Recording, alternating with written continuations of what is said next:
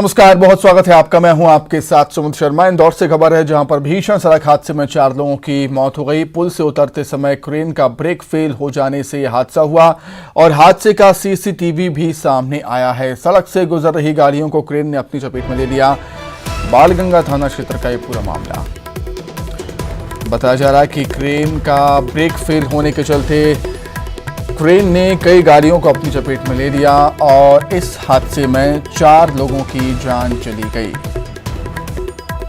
बालगंगा थाना क्षेत्र का मामला है। पुल से नीचे उतर रही थी क्रेन, तभी क्रेन का ब्रेक फेल हो जाता है और क्रेन कई गाड़ियों को अपनी चपेट में ले लेती है।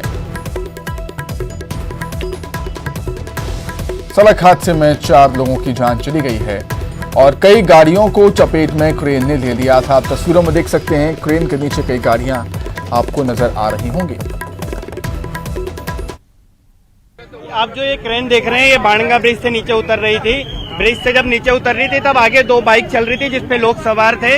उन बाइक वालों को इसने अपनी चपेट में ले लिया। इसका ब्रेक फेल होने से उन लोगों की मौत हो गई है और एक महिला जिसके पैर कट गए उन्हें अस्पताल पहुंचाया गया है। देखिए, बहुत स्पष्ट रूप से तो मैं नहीं बता सकता, लेकिन ये क्रेन ब्रिज से उतर रही थी नीचे और इसके आगे मोटरसाइकिल चल रही थी। तो मोटरसाइकिल चल रही थी तो क्रेन मोटरसाइकिल के ऊपर चढ़ गई। अब वो क्रेन कैसे चढ़ी मोटरसाइकिल के ऊपर, ये प्रत्यक्षदर्शी जो होंगे मौके के वही बता पाएंगे। हमारे पास जो खबर आई थी यही थी कि 2 मोटरसाइकिलों को ट्रेन ने कुचल दिया और उसमें 4 लोग दबे हुए। तो जो हमारी प्रथम कर्तव्य होता है कि हम जो घायल है उनको अस्पताल पहुंचाएं और जो डेड बॉडीज हैं, यदि हैं कोई मृतक है तो उनको भी पहुंचाएं। उनका जो शव है वो यहाँ नहीं रहना चाहिए। इंदौर क्रेन हादसे पर गृह मंत्री अमित मिश्रा ने दुख जाहिर किया है। अनमोल जिंदगियों के हताहत होने की दुखद सूचना प्राप्त हुई। स्थानीय प्रशासन से मैंने स्थिति की जानकारी ली है। अमित मिश्रा ऐसा कह रहे हैं। पीड़ित परिवारों की हर संभव मदद करने के लिए निर्देश भी दिए गए हैं और वहीं ईश्वर से घायलों के शीघ्र स्वस्थ होने की कामना भी की है गृह मंत्री नरोत्तम मिश्रा ने।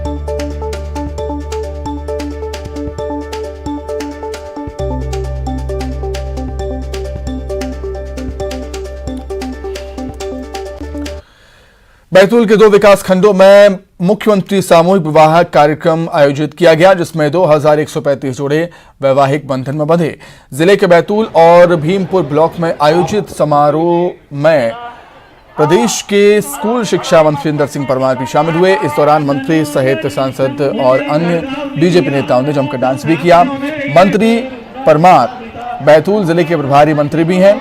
बैतूल में आयोजित विवाह समारोहों में आदिवासियों, मुस्लिम जोड़ों और सामान्य जोड़ों का अलग अलग रीति रिवाज के साथ विवाह हुआ।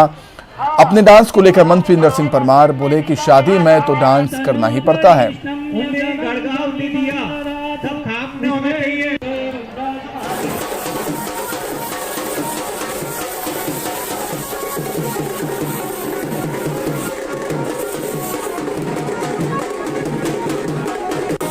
बारात में जाते हैं तो जो सब करते हैं सबको करना पड़ता है और मैं सोचता हूँ कि जब व्यक्तिगत रूप से उनकी बारात निकलती तो घर के परिवार के दोस्त लोग उसमें अपना एक प्रकार से उत्साह दिखाते हैं और ये सब सरकार की ओर से आयोजन है। इसलिए मंत्री के नाते मैंने भी हमारे सब कार्यकर्ताओं के साथ उसमें शरीक हुआ।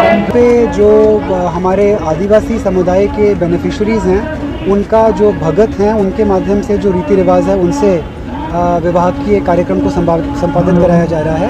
एक जो सामान्य गायत्री परिवार के माध्यम से कराई जाती है रीति, उससे कराया जा रहा है और निकाह भी कपल्स जो हैं वो दोनों जगहों पर है। निकाह की रीति से भी जो विवाह है उसको संपन्न। मध्य प्रदेश में विधानसभा चुनाव से पहले नेताओं की जुबानी जंग दिनों दिन तेज होती जा रही है। इंदौर पहुंचे बीजेपी के प्रदेश अध्यक्ष वीडी शर्मा ने पूर्व सीएम कमलनाथ और दिग्विजय सिंह पर जमकर निशाना साधा। उन्होंने पूर्व सीएम दिग्विजय सिंह को देश में सर्वाधिक झूठ बोलने वाला नेता बताया तो पूर्व सीएम कमलनाथ पर भी कहा कि कमलनाथ राजनीति में अप्रासंगिक हो गए हैं, वो चल फिर नहीं सकते। उधर फिल्म केरल स्टोरी को लेकर कांग्रेस सांसद शशि थरूर के बयान पर वीडी शर्मा ने कहा कि केरल के अंदर खुला धर्मांतरण होता है। ये किस चरित्र के लोग हैं और ये दोहरा चरित्र, फूट डालो, राज करो, गुमराह करो, ये कांग्रेस के खून में है। क्योंकि जीन्स वही है आज भी जो अंग्रेजों का जीन्स था। तो वो कंटेंट आज भी इनके खून में है। और मैं ऐसा मानता हूं कि इस देश के अंदर अगर कोई सर्वाधिक झूठ बोलने वाला, देश विरोधी ताकतों के साथ खड़े होने वाला, इस देश को गुमराह करने में, हिंदुत्व पर आक्रमण करने वाला, ये वो लोग हैं जो जिन्हें हिंदू होने पर शर्म आती है। कमलनाथ जी अप्रासंगिक हो गए, चल फिर नहीं सकते। तो ये युवा मध्य प्रदेश है जी। इस मध्य प्रदेश के अंदर 5,39,00,000 में से 2,53,लाख नौजवान है 35 साल से कम उम्र का। जबलपुर में आयुष्मान भारत योजना के नाम पर एक और घोटाला सामने आया है। दरअसल जिला अस्पताल विक्टोरिया में तैनात आउटसोर्स कर्मचारी रेशमा खान ने खुद को नियमित कर्मी बताकर आयुष्मान भारत योजना की प्रोत्साहन राशि लगभग 2,94,024 रुपए का आहरण कर दिया है। इस मामले में सिविल सर्जन ने 5 सदस्यीय जांच कमेटी का गठन कर 24 घंटे के भीतर रिपोर्ट मांगी। स्वास्थ्य विभाग के अधिकारियों का कहना है कि इस मामले में रिपोर्ट प्राप्त हो गई है। कर्मचारी को नोटिस भी दिया गया है। इस मामले में कर्मचारी पर एफआईआर भी दर्ज कराई जाएगी। कि मेरे सीएस बनने के पहले का मसला है ये, और इसके ऊपर मेरे पूर्ववर्ती सीएस ने पूर्व में ही कार्रवाई की थी और जांच बिठा दी थी। उन्होंने जो जांच बिठाई है उसके निष्कर्ष आए हैं, और उसके निष्कर्ष के अनुसार प्रथम दृष्टया तो समझ में आता है कि जो पैसा ओटी के टेक्नीशियंस को मिलना चाहिए था, वो पैसा एक कर्मी ने अपने उसमें कर लिया है, अपने अकाउंट में डाल लिया है। जबलपुर में लगातार हो रही बारिश अब किसानों के लिए परेशानी बन चुकी है। बारिश के चलते खेतों में कटने के लिए तैयार खड़ी गेहूं की फसल तो भीग ही रही है। खरीदी केंद्रों में बेचने के लिए रखा गेहूं भी बारिश में भीग गया। गेहूं खरीदी केंद्रों में हजारों कुंटल गेहूं भीग चुका है। इसके साथ ही खेतों में लगी उड़द और मूंग की फसल पर सड़ने का खतरा बना हुआ है। बहरहाल जबलपुर कलेक्टर ने 2 दिन के लिए गेहूं खरीदी बंद करने के निर्देश जारी कर दिए और खुले आसमान के नीचे रखे गेहूं को तत्काल सुरक्षित स्थान पर भंडारण करने के लिए कहा। सवेरे से धूप निकल जाती है तो काम चलता रहता है। अब क्या है, बारिश अचानक हो गई, जो खुला था अनाज पूरा ढक गया है। ये केवल बोरे बस नहीं ढक पाए, वो भी कुछ बोरे रह गए हैं, बाकी सब ढक गए हैं। लगभग जबलपुर में बेमौसम बारिश कई लोगों के लिए मुसीबत बन गई है। तेज हवा के साथ हुई बारिश के चलते बलदेव बाग की कॉलोनी में सालों पुराना पेड़ धराशायी हो गया। पेड़ गिरने से घर की बाउंड्री वॉल और बिजली के खंभे गिर गए, जिससे बिजली सप्लाई बंद हो गई और घरों में अंधेरा छा गया। गनीमत रही कि बारिश होने के चलते लोग अपने घरों में थे और कोई भी पेड़ की चपेट में नहीं आया। ये आप देख रहे होंगे मेरे वार्ड अंतर्गत बलदेव बाग के पास पूजा नर्सिंग होम है, ये साहू जी का मकान है। तो आज जो अचानक से ही जो आंधी तूफान चला और जो तेज बारिश हुई है उससे ये पेड़ गिर गया है। और ये आप देखेंगे कि ये सीधे मेन लाइन पे गिरा था। तो तत्काल जैसी मुझे जानकारी प्राप्त हुई है मैं आया, और मैं धन्यवाद करना चाहूँगा नगर निगम प्रशासन का, जिनने तत्काल रूप में इसमें पेड़ काटने वाले लोगों को भेजा, जो सहायता बन रही वो कर रहे हैं। और जो क्षति हुई है निश्चित तौर पर मुझे उम्मीद है कि निगम के जो द्वारा सहायता दी जाएगी उनको मदद करी जाएगी। और अब बात करेंगे बालाघाट की, जहां national highway authority of India की बड़ी लापरवाही देखने को मिली। दरअसल यहां पर बेमौसम बारिश में एक पुलिया बह गई। तस्वीरों में आप देख सकते हैं कि इस हल्की बारिश में ही पुलिया का क्या हाल है। बताया जाता है कि कुछ माह पहले ही इस पुलिया की मरम्मत की गई थी। पुल बहने से बालाघाट से नैनपुर, मंडला, सिवनी और जबलपुर सहित अन्य मार्गों पर चलने वाले वाहनों के पहिए थम गए। बहरहाल प्रशासनिक आला अधिकारियों का कहना है कि मामले की जांच कराई जा रही है। इस मामले में जो भी दोषी होगा उस पर कार्रवाई की जाएगी। आप ही लोगों द्वारा पता चल रहा है कि मंडला मार्ग जो है चाबूटोला के पास टूट गया है और वो अस्थायी टेम्पररी व्यवस्था की गई थी। पुलिया तो पहले ही टूटा हुआ था, उसको बाईपास किया गया था, वो पानी में टूट गया है।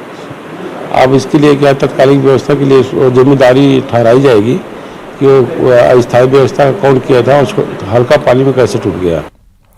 मध्य प्रदेश बीज निगम के अध्यक्ष मुन्नालाल गोयल ने कांग्रेस महापौर और एमएलए के खिलाफ मोर्चा खोल दिया है। ग्वालियर में गरीबों के मकानों को लेकर बीज निगम अध्यक्ष मुन्नालाल गोयल धरने पर बैठ गए। नगर निगम दफ्तर के बाहर मुन्नालाल गोयल गरीबों के मकान निर्माण को लेकर सैकड़ों गरीबों के साथ धरने पर बैठे हैं। गोयल ने गरीबों के आशियाने की फाइल लटकाने का आरोप लगाकर कांग्रेस महापौर के खिलाफ मोर्चा खोल रखा है।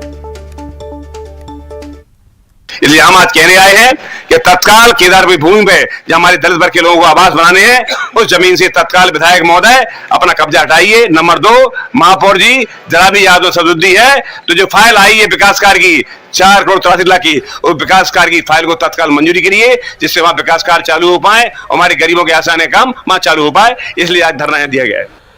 जबलपुर में जागृति शक्ति मंच ने समलैंगिक विवाह को मान्यता देने की संभावनाओं के चलते मोर्चा खोल दिया। मंच की सैकड़ों महिला सदस्य कलेक्ट्रेट दफ्तर पहुंची, जहां केंद्र सरकार के नाम अधिकारियों को ज्ञापन सौंपा गया और समलैंगिक विवाह को मान्यता न देने की मांग की। बहरहाल अभी तक इस प्रकार के विवाह को ना तो सुप्रीम कोर्ट ने मान्यता दी है, ना ही सरकार इसके पक्ष में है, लेकिन इस मुद्दे पर देश भर में विरोध शुरू हो गया है।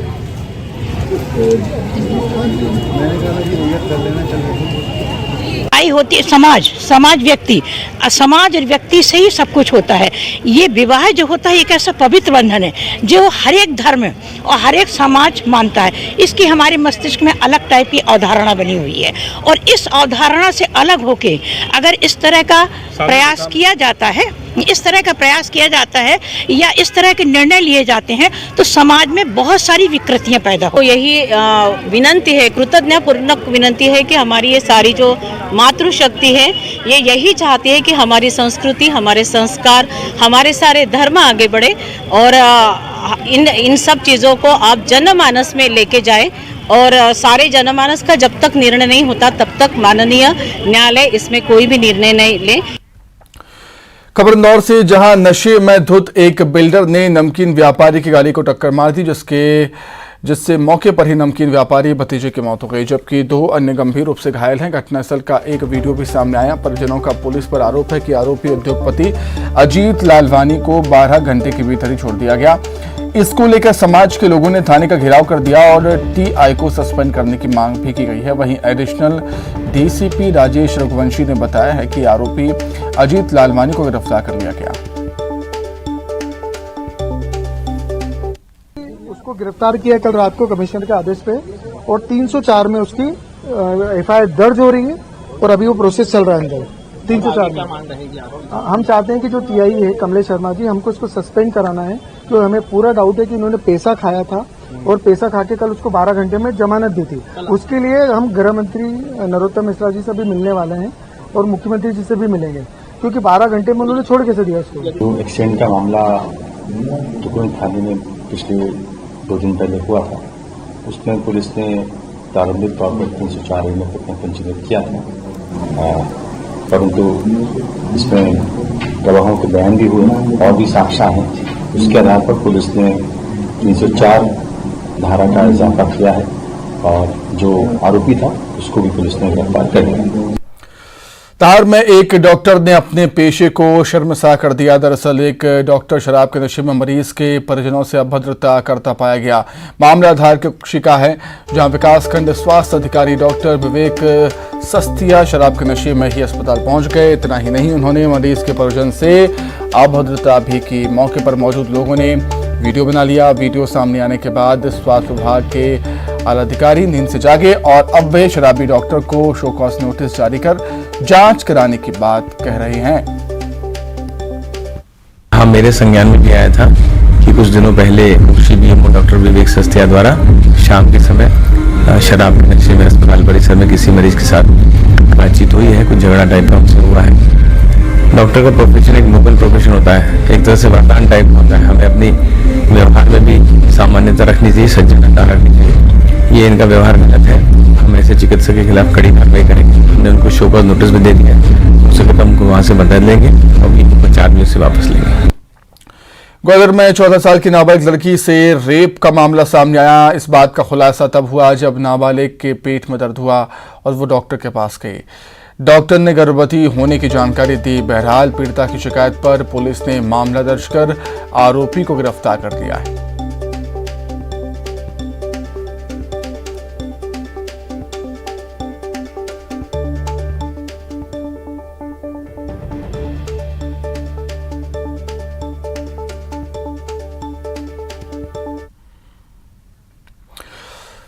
बुरहानपुर में एयर होस्टेस का कोर्स कर रही 19 साल की युवती को 3 महीने तक बंधक बनाकर दुष्कर्म का मामला सामने आया।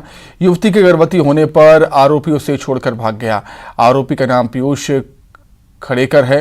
बताया जा रहा है कि आरोपी ने युवती को अपने घर में ही बंधक बनाकर दुष्कर्म करता रहा। इस दरिंदगी में उसकी बहन और माता पिता ने भी साथ दिया। युवती ने घर पहुंचकर परिजन को घटना के बारे में जानकारी दी। इसके बाद परिजन और समाज के लोगों ने एसपी के पास पहुंचकर मामले की शिकायत की। पुलिस ने आरोपी के साथ ही उसकी बहन माता पिता के खिलाफ केस दर्ज कर दिया।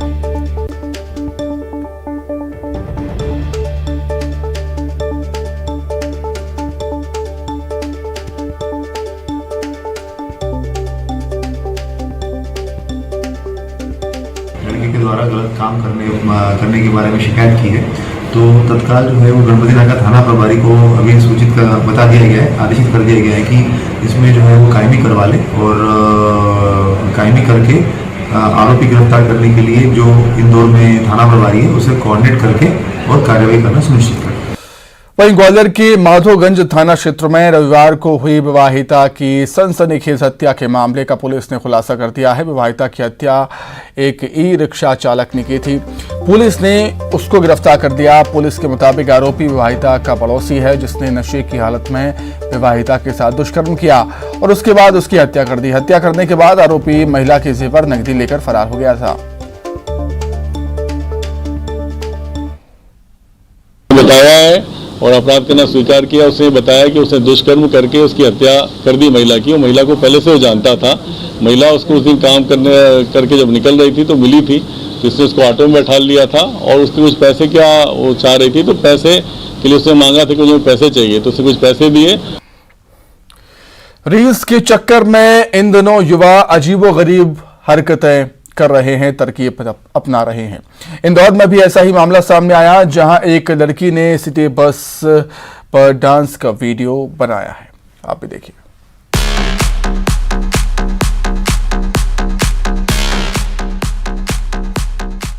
स्वच्छता में नंबर 1 इंदौर इन दिनों सोशल मीडिया पर भी धमाल मचा रहा है, लेकिन इसके चक्कर में लोग ऐसी हरकत कर रहे हैं जिस पर सवाल उठ रहे हैं। ये तस्वीरें देखिए। इस लड़की ने सिटी बस को ही डांस फ्लोर बना दिया है। बस में लड़की के डांस का ये वीडियो सोशल मीडिया पर वायरल हो रहा है। इस तस्वीरों में देखा जा सकता है कि बस में कई यात्री भी बैठे हैं, लेकिन लड़की बिना इसकी परवाह किए रील्स बनाने में जुटी है।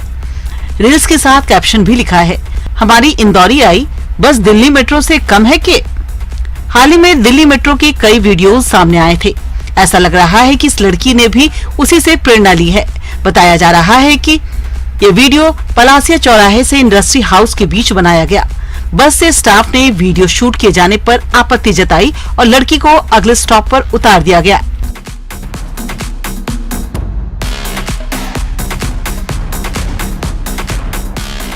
इससे पहले भी इंदौर में ऐसी ही रील सामने आई थी। शहर के रमोसा चौराहे पर 20 सड़क पर एक युवती का डांस करते वीडियो वायरल हुआ था, जिस पर गृह मंत्री नरोत्तम मिश्रा ने आपत्ति जताई थी और डीजीपी को कार्रवाई के निर्देश भी दिए थे।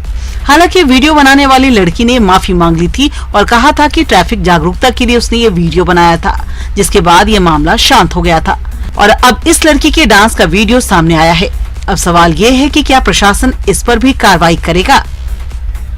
इंदौर से न्यूज़ 18 के लिए अरुण त्रिवेदी की रिपोर्ट।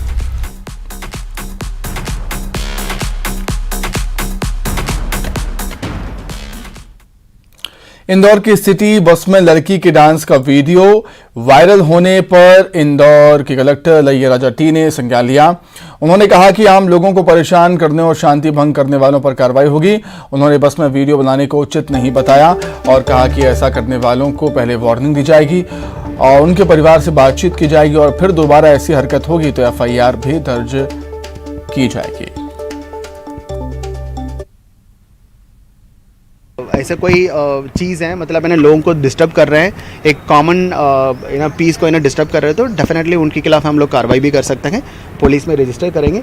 बट फिर भी पहले उन वार्निंग देने का ज़रूरत है, उनके पेरेंट्स के साथ बैठ करके बात करने का ज़रूरत है। जब कोई नहीं सुधरता है ऐसे ऑफेंसेस को रिपीट करता है तो फिर उनके खिलाफ कार्रवाई करना चाहिए।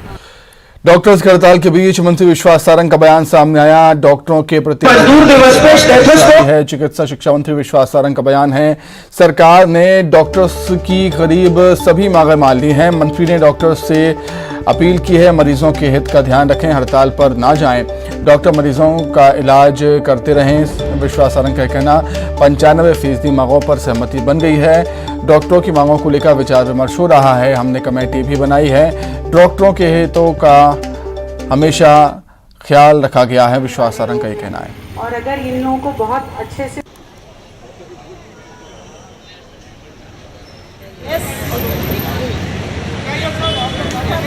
मजदूर दिवस पे स्टेथोस्कोप भी था। डॉक्टर्स के प्रतिनिधि मंडल से हमारी बातचीत लगातार जारी है। हमने लगभग उनकी सभी मांगे मान ली हैं और हमारी सरकार हर समय संवाद स्थापित करने वाली सरकार है। हम हर वर्ग के कल्याण और उसके जो भी बेनिफिट्स हैं उसके लिए काम करते हैं और हमारी सरकार हर स्तर पर संवाद स्थापित करती है। और इसीलिए जब भी डॉक्टर्स ने अपनी बातें रखने के लिए प्रयास किया, हमने पूरी तरह से उसमें सहमति व्यक्त की। हमने हाई पावर कमेटी बनाई जिसने लगातार डॉक्टर्स की मांगों को लेकर विचार किया और उसमें से लगभग 90 बल्कि कहना चाहिए कि 95% मांगे जो हैं उन पर सहमति हो गई। एक दो बातें हैं जिस पर कहीं ना कहीं कुछ गतिरोध की स्थिति है। हम लगभग सब मांगे डॉक्टर्स की मान रहे हैं क्योंकि डॉक्टर्स हमारे हैं और निश्चित रूप से हम ये मानते हैं कि डॉक्टर्स की जो फैटर्निटी है वो मरीजों का इलाज करती है और जनता के हित में, मरीजों के हित में हमारा निवेदन यही है कि स्ट्राइक पर नहीं जाना चाहिए। हम हर समय संवाद स्थापित करते हैं। उनकी लगभग सब मांगे हमने मान ली हैं और हमारा यही निवेदन है कि मरीजों के हित में इस तरह का कोई निर्णय ना ले। और मेरी ऐसी विश्वास है कि निश्चित रूप से डॉक्टर्स मरीजों के हित में निश्चित रूप से काम करेंगे और उनका समुचित इलाज मरीजों को देंगे और दिलवाएंगे। सरकार डॉक्टर्स की लगभग सभी मांगे मानने को तैयार है। हमने मांगे मानी भी हैं।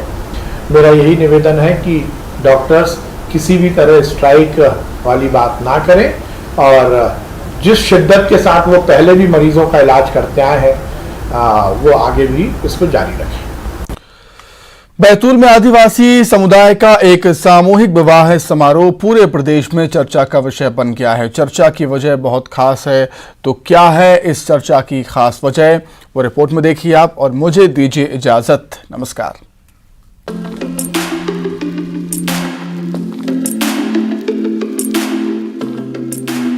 अगर बात दानवीरता की हो तो आमतौर पर आर्थिक रूप से मजबूत लोग भी सोच समझकर दान करते हैं, लेकिन बैतूल के एक आदिवासी समाज सेवी हेमंत सरयाम ने इस मामले में बाजी मार ली। हेमंत खुद एक मजदूर परिवार से ताल्लुक रखते हैं, लेकिन बड़े दानवीर हैं। हेमंत ने अपने खर्च पर 100 आदिवासी जोड़ों के लिए एक सामूहिक विवाह कार्यक्रम का आयोजन किया। साथ ही हर जोड़े को बतौर गिफ्ट 25 बाय 30 यानी 750 स्क्वायर फीट का एक आवासीय प्लॉट दिया। हेमंत ने इस तरह लगभग 2 करोड़ 31 लाख की निजी जमीन दान कर दी। उनका मकसद आर्थिक रूप से कमजोर आदिवासी जोड़ों को मजबूत बनाने का है। इसी संस्कृति को आगे और करने के लिए, संरक्षित करने के लिए तो ये जो आज जिनका विवाह हो रहा है इसमें भूदान किया जा रहा है। ये सब अपने अपने सामाजिक क्षेत्र में कार्य के उपहार में और प्लस उनके आज जो उनका विवाह हो रहा है विवाह के किया जा रहा है। उनका दिल बहुत बड़ा निकला। दान दिया गया प्लॉट दुल्हन के नाम किया गया, जिससे वो अपने घर की मालकिन बने और परिवार अपनी कमाई से खुशी खुशी रह सके। ऐसा नायाब गिफ्ट पाकर विवाहित जोड़ों की खुशी का ठिकाना नहीं रहा। शादी करने आए हर जोड़े के चेहरे पर खुशी साफ झलक रही थी। दान कन्यादान और भी 4-5 ऐसे योजना है सर जो कि अभी आज मिलने वाला है हम लोगों को। और पहले तो कभी विश्वास ही नहीं हुआ कि ये शादी होगा भी या नहीं, भूदान होगा भी या नहीं, लेकिन आज सब सफल होने के बाद ऐसा लग रहा है कि सचमुच होगा और ये सब हेमंत सरयाम सर की वजह से हो रहा है। हर शहर की तरह बैतूल में भी कई करोड़पति रहते हैं, लेकिन आज तक ऐसा भूदान किसी ने नहीं किया। शादी करने आए जोड़ों ने कभी सोचा नहीं था कि उनकी शादी इतने धूमधाम और खुशी के साथ होगी और उन्हें गिफ्ट में प्लॉट्स मिलेंगे। बैतूल का पूरा आदिवासी समुदाय इस दानवीरता के लिए हेमंत सरयाम की तारीफ कर रहा है। हेमंत सरयाम सर के द्वारा 25 बाई 30 का यानी 750 स्क्वायर फीट जमीन यानी भूदान दिया गया। हमलापुर, ये अभी तो गोंडवाना सम्मेलन है, ये हमलापुर चौक पे। इस विवाह समारोह की खास बात ये भी रही कि पूरा आयोजन आदिवासी रीति रिवाज के साथ जनजातीय समुदाय के इष्ट देवता मुठवा देव को साक्षी मानकर बेहद सादगी से संपन्न हुआ। इस अनूठे विवाह की चर्चा अब बैतूल सहित पूरे प्रदेश में हो रही है।